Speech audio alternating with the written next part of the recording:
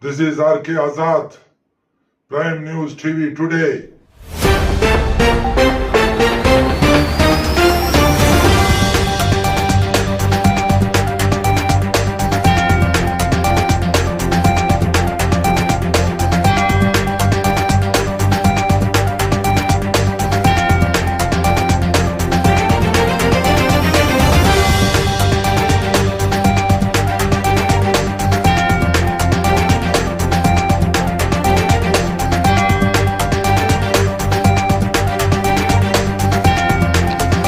నగర ప్రజలకి రాష్ట్ర ప్రజలకి అందరూ కూడా హైదరాబాద్ సిటీ పోలీస్ తరఫు నుంచి బోనాలు పండుగ శుభాకాంక్షలు.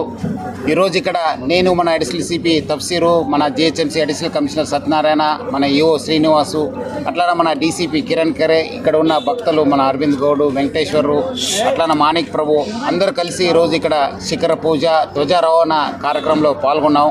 ఇది ఒక ఆనవాయితీగా ఇది ప్రతి సంవత్సరం జరిగే పూజకు ఈరోజు ఇక్కడ నేను ఆ పూజలు పాల్గొనడం చాలా సంతోషం అనిపిస్తుంది. ముఖ్యంగా ప్రజలకి, భక్తులకి, ఇక్కడ ఉన్న కమిటీ మెంబర్స్ అందరూ కూడా నేను పేరు పేరుగా ధన్యవాదాలు తెలుపుతూ, లాల్ దర్వాజా మళ్ళీ ఉజ్జయిని మహాంకాళి టెంపుల్ 2 బోనాలు ఇప్పుడు మిగిలినాం. అంతకుముందు మన గోల్కొండ బోనాలు, బల్కంపేట బోనాలు కూడా చాలా ఒక ప్రశాంత వాతావరణంలో జరిగింది.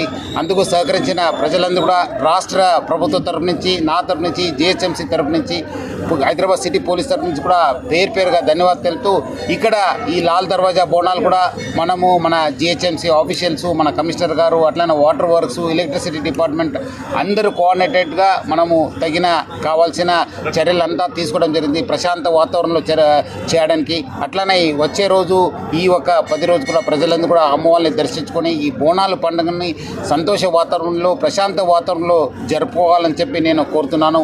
అదేవిధంగా మా వైపు నుంచి కూడా ఈ చైన్ స్నాచింగు, మొబైల్ స్నాచింగు కాకుండా అట్లానే ఆడవాళ్ళకు, మహిళలకు, పిల్లలకి ఎటువంటి ఇబ్బంది కాకుండా సీ టీమ్స్ కూడా మనము డిప్లాయ్ చేసి ఎటువంటి అవాంఛనీయ సంఘటన జరగకుండా దాదాపు 2000 పైన సిబ్బందితోని బందోబస్తు చేయడం జరుగుతుంది. ఇంకా మిగిలిన బోనాలు కూడా మనం ఇక్కడ ఉన్న బోనాలకి, అట్లనే ఉజ్జయిని మహాంకాళి బోనాలు కూడా ప్రజలందరూ కూడా సహకరించాలి. అట్లనే వర్షం సమయము ప్రజలందరూ కూడా వాళ్ళు బయటకు వచ్చినప్పుడు మన రాష్ట్ర ప్రభుత్వము మనం ఇచ్చే అడ్వైజ్ని చూసుకొని వాళ్ళు ఒక ట్రావెల్ ప్లాన్ని చేసుకోవాలి. ఎందుకంటే మళ్ళీ వాళ్ళు ఇబ్బంది పడొద్దని చెప్పి ప్రజలందరూ కూడా కోరుతున్నాను. ఇక్కడ ఈ ఒక బోనాలు కూడా సహకరించిన అందరూ కూడా నేను పేరు పేరుగా ధన్యవాదాలు తెలుపుతున్నాను. ఇక్కడ ఉన్న దాదాపు 100 పైన మనము సీసీ కెమెరాస్ని మనము డిప్లాయ్ చేయడం జరుగుతుంది. అట్లానే డ్రోన్స్ కూడా ఈసారి వాడడం జరుగుతుంది. ఇట్లానే టెక్నాలజీ కూడా వాడుకొని ఎవరెవరు ఎక్కడెక్కడి నుంచి వస్తున్నారు, ఎంత పబ్లిక్ వస్తున్న పైన కూడా మనము ఈసారి కొత్తగా మనము పైలట్గా ఎక్స్పెరిమెంట్ చేయడం జరుగుతుంది. సో దట్ మనం వచ్చే రోజు మనకు ఎటువంటి బందోబస్తు చేయవచ్చు, ఏమేమి ఛాలెంజెస్ ఉంటాం అని చెప్పి.